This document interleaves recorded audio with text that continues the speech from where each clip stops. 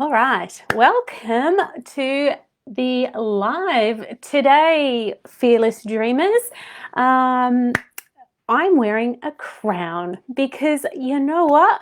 I have a beautiful crown collection. I've got nowhere to wear them. So I thought today to show you how easy it is to be fearless, even though there is the space of judgment potential to open up, I would wear a crown for you.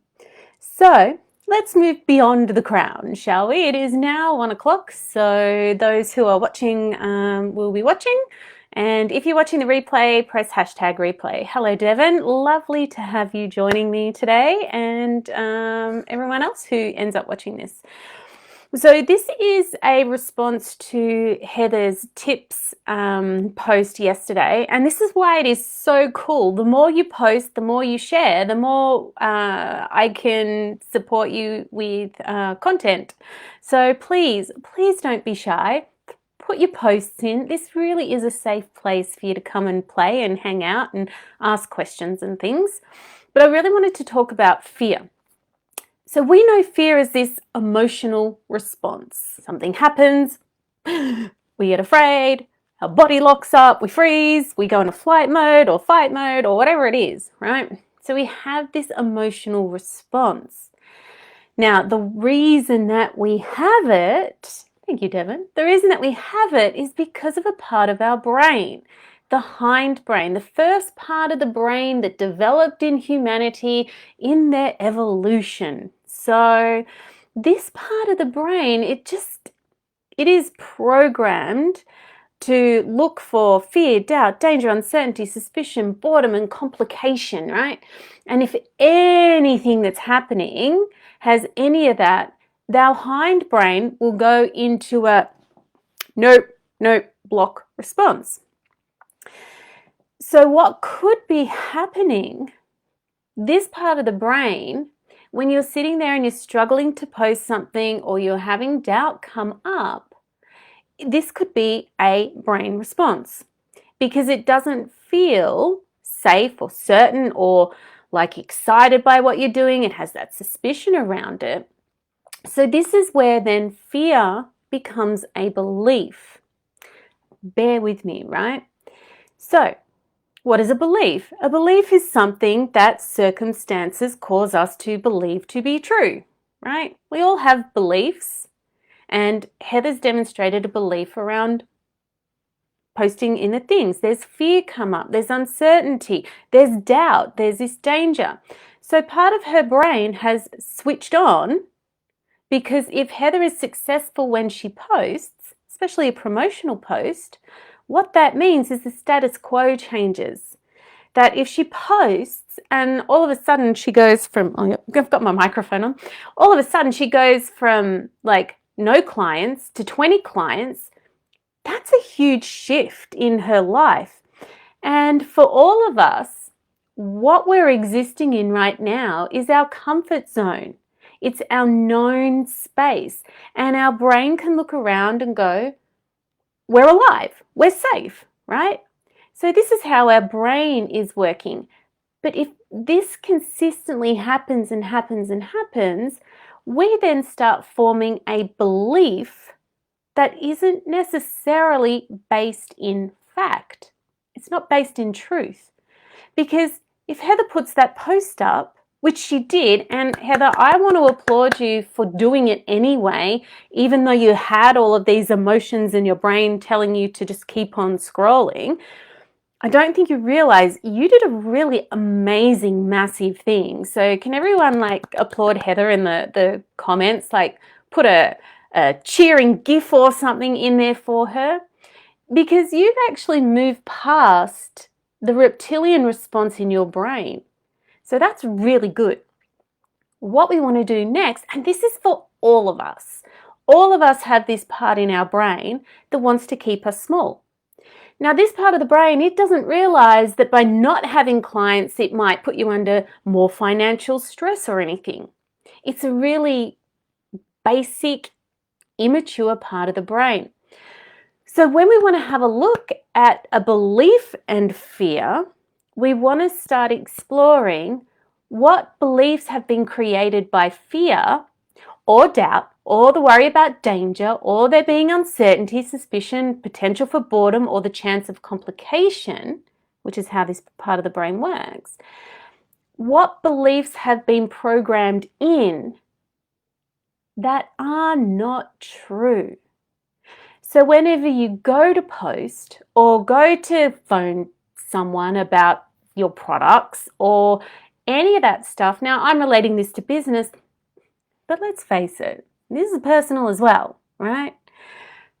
Have you got a belief that has been programmed in to feel afraid of doing something that isn't necessarily true? And be aware that the longer that you let this part of your brain dictate to you what you can and can't do, the more programmed a belief will come. I want you to start asking yourself questions like, if in this moment, if I wasn't afraid, what could I do? If in this moment I felt confident with the outcome that could potentially happen, what would change? How by doing this am I actually protecting myself from danger? So we're addressing all of the parts of the hindbrain that respond in a way to stop you, and we're switching it over and we're telling our brain that it's safe so we can start creating a new belief. What's another one? Suspicion. How can I trust that this is a right thing for me to do right now? There's boredom. How can I be excited about this action? Complication. In doing this, how am I simplifying my life? So, as those of you who know me quite well, I talk to myself a lot, but I'm constantly asking myself these questions if something's coming up where I feel a block. Why am I afraid of taking this opportunity? How will this opportunity support my expansion and growth? How will it make my life safe? How will it make my life interesting? How does it remove the complications that I currently have? So being aware, and Heather, once again, I just want to say thank you so much for posting that tip, because everyone is getting value out of it now. But now you've got some resources to use. Now, of course, there's processes that you can do. There's belief change processes and everything. But understanding, if you are constantly allowing yourself to stay in a space of a certain fear-based emotional response, you are programming over time a belief, which then makes it even, I guess it does make it harder to really progress forward and do what you want in a more timely manner. Now, we can push and hustle and grind and stress ourselves out and force ourselves to do the things, and we'll get a result. But I would much rather, on my journey, and I'm saying chances are if you're in this group, it's your journey as well, you would much rather things to feel effortless, easy, to be in flow, and to feel good about what it is that you're doing, whether it's business or whether it's personal. So a year ago, well, just over a year ago now, I saw a guy in a nightclub and I stood there having a conversation in my head going, you should give him your phone number. Brain's going, nah. I already had enough trouble with the ex. Like, did I really want to go into that? There was suspicion around it. There was uncertainty. It was dangerous. There was so much doubt and fear wrapped around it, and it just felt super complicated. So I stood there at the bar in a nightclub with my phone number on a piece of paper, talking myself through this process. There was nothing to lose, everything to gain. I give him the number. It's up to him if he calls. Why am I suspicious of this person if I'm so connected and feeling so attracted to this person and so drawn to this person? Why am I doubting my own intuition? It certainly wouldn't be boring meeting a new person, and it's only complicated if I let it be. Walked downstairs, gave him my phone number. A year later, here I am. We're living together and we're super happy. So this isn't only about business. This is personal. This is how you relate to people. This is how you show up. And by giving yourself this opportunity to reprogram the beliefs you have around things that currently might make you feel fear and afraid, and understanding it's a programmed response of your brain, And your brain loves you. It just wants you to be safe.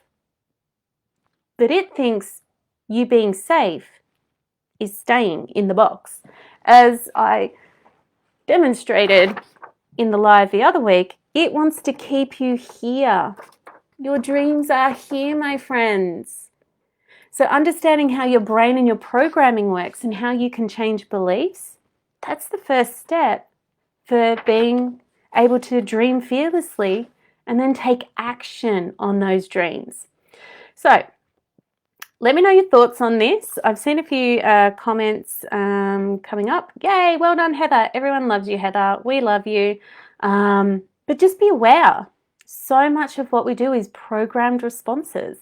And if we're programmed one way, of course we can reprogram the other way.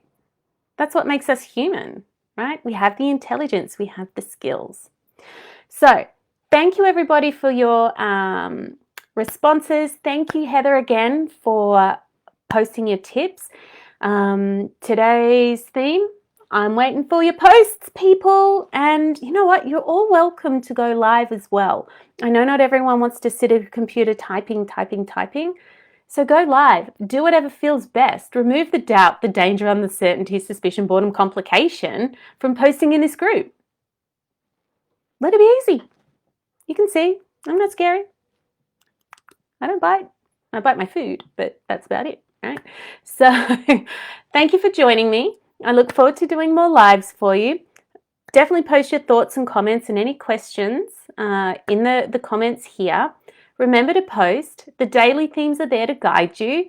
But if you want to make up a hashtag, make up your own hashtag. I'm cool. I don't mind, just as long as it's relevant. We like relevance. Anyway, I am, it's 111, 3 ones. What does that mean for you? I think that means that I'm going to finish this live and get ready for my client calls this afternoon. Keep dreaming fearlessly. Keep showing up. If you're getting stuck, ask for tips. Post if you're struggling to take fearless action. Post what you feel is blocking you. We're a small group, but there are some amazing people in this group. And I'm so thrilled that you're all here. And everybody has a perspective where they can add value. So the more value you add, the more value you get back. Anyway, I'm going to stop encouraging you all to post. You know the drill. Love your work, everyone. And, use this to help you keep dreaming fearlessly.